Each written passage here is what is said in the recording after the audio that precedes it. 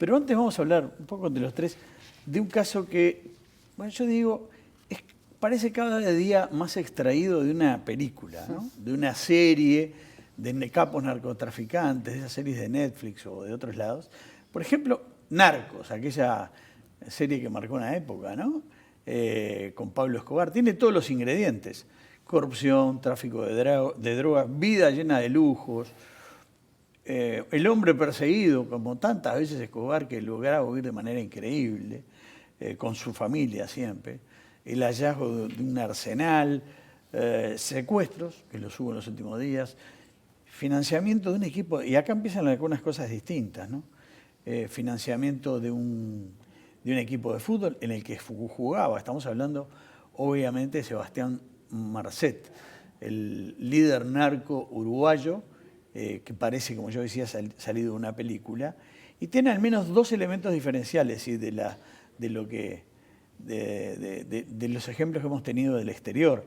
Uno, el escenario, una Bolivia muy ligada siempre al proceso de la coca, pero que no parecía tener un capo mafia o una mafia de ese tipo instalada allí.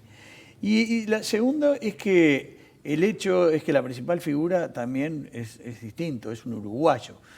Marcet, que además tenía la particularidad de vivir en público. O sea, no falsificaba su nombre, obviamente, pero bueno, salía en televisión. Salía en televisión, salía por internet, hacía declaraciones.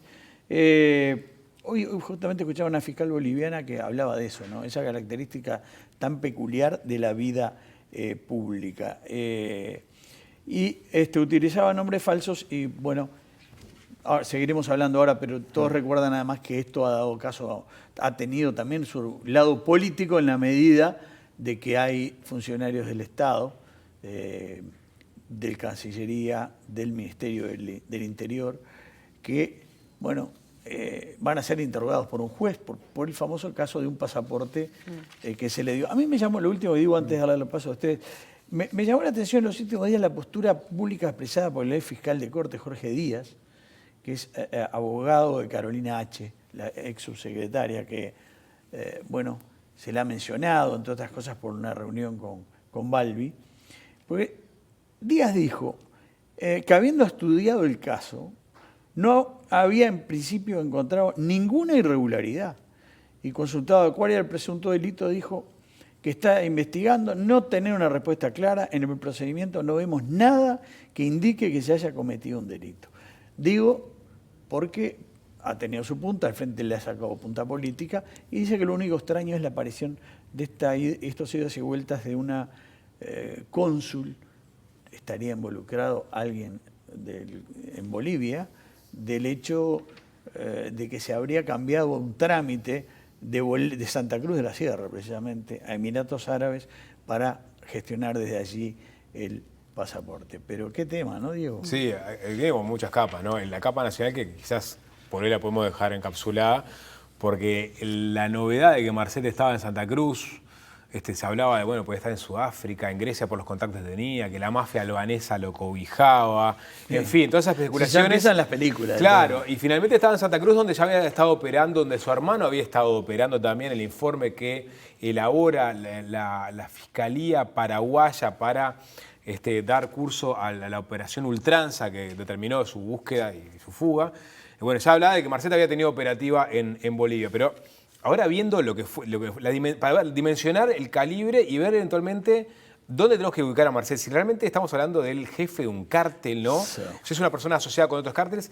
Marcet, cuando lo estaban investigando por una crónica que sale en El Deber de Santa Cruz, el diario de Santa Cruz, sí. Había dos personas de inteligencia boliviana investigándolo con drones. Salen 10 custodios de Marcet. ¿Vieron el arsenal de armas que le encontraron, no?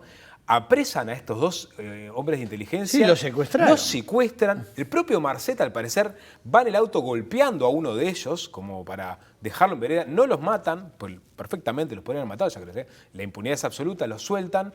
Y en ese interín es que Marcet logra escapar. La policía paraguaya, boliviana, dice, es inminente la caída de Marcet. Hoy ya estaban reclamando que se entregue, lo cual hablaba de que no era tan inminente su caída. Y todo el mundo empieza a especular, bueno, ¿cuál es el poderío real de Marcet? O sea, tiene conexiones suficientes como para poder escabullirse de Bolivia, recibir cobijo en Brasil, en Paraguay nuevamente, en Chile, en Uruguay, en Argentina. Son incógnitas que quizás caigan en las próximas horas si Marcet es atrapado. Es difícil imaginarse que pudiera tener esa impunidad y ese poder sin un respaldo. Claro, Maggie, sin una protección que le hiciera sentir impune, ¿no? Uno le da la sensación que estaba en Bolivia tal vez por un tema de interés de su negocio, pero ya podría estar en Santa Bolivia. Cruz también. Claro, podría estar en Bolivia terreno, como en otro ¿no? destino, porque las conexiones son internacionales. Uno se dice, bueno, de toda la película, pero realmente hay conexiones a altos niveles que llevan a que este hombre no solamente haya estado tantos meses con tanta impunidad de salir en televisión, de tener una vida pública, sino también que ahora no lo encuentren. Sí, ¿no? al parecer, llevan meses también atrás de la huella de Marcet y bueno, y no lograron capturarlo. Ya hablabas de la identificación. Al parecer no usó el pasaporte uruguayo en este tramo. Manejó por lo menos tres identidades alternativas, obviamente falsificando documentos, por lo cual arrancó una investigación también judicial en el entorno de identificación civil en Bolivia. Es una persona que tiene mucho dinero, mucha capacidad de corromper y recursos ilimitados para hacer básicamente lo que quiere dentro de la ilegalidad. Siguió operando en Bolivia, sacando droga desde Chile. Se especulaba eventualmente que también haya sacado droga desde Uruguay. Es decir, impunidad absoluta. Ese es otro punto, ¿no? ¿Cuáles son los brazos de operación de Marcet en el país? No tiene ya, no hay rastros digamos, de la operativa narco de Marcet en el Uruguay. ¿Qué se sabe de eso? ¿Se está investigando paralelamente? Bueno, Otra cosa, no solamente él va con su familia. ¿no? Bueno, ese es un dato muy importante. Hoy la fiscal boliviana que yo escuchaba decía que para haber ido a Bolivia, a Santa Cruz, con su familia, sus hijos incluidos, tenía que sentirse muy seguro. Claro. Es decir, que no era para cualquiera. Y una pregunta que queda por ahí rodando, tú decías, evidentemente lo nacional hay que encapsularlo porque este es otro tema, pero sí por lo menos me queda por allí pensando, de alguna manera ligado a lo que decía Maggie, ¿qué papel juega Uruguay en todo esto? Uruguay me refiero al país, ¿no? Porque ya son varios los casos de grandes cantidades de droga que son detenidas en Uruguay. Se sabe además que cuando detienen, supongamos, un contenedor, probablemente hay varios más que pasaron, porque es aleatoria el control, o sea, es casi imposible. Y eso pasa en muchos puertos del mundo. Y además ya ha habido casos oscuros y que todavía no se han, en algunos casos, aclarado. Hablemos de Moravito, de Gonzalo de Valencia, del israelí Yoram Melael, que mucha gente no se acuerda, pero que se fugó de la cárcel. Lo fueron a buscar en un celular, por supuesto policías se lo llevaron y eran narcos. Entonces uno se pregunta también, ¿qué pasa con Uruguay? Marcel estuvo preso en Uruguay en 2013 y, según dicen, ahí también, entre otras cosas, hizo contactos. A eso voy. Claramente Uruguay ya es parte de la ruta del narcotráfico, puerto de salida, Montevideo, donde a veces no se tocan el microtráfico con el macrotráfico, o sea, el centro de acopio de toneladas de cocaína, capaz que no tiene mucho contacto con el micronegocio de la pasta base más de... En los barrios. Sí, exactamente, de la zona sur del Uruguay. Pero Uruguay está en esa ruta, está claro, ¿no?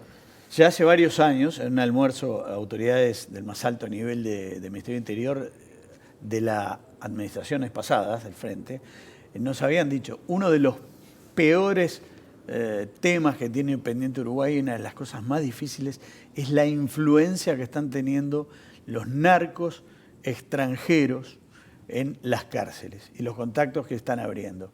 Y bueno, así pasó. Pero bueno, da para seguir hablando, sí, ¿no? Sí, Sí. y toda esta historia sigue, claramente, ¿no? La historia sigue, capaz la semana que viene tendremos novedades, pero en instantes volvemos con la presidenta del Banco Hipotecario, Casilda Echeverría, para hablar de todos los temas que le incumben, que son muchos e importantes.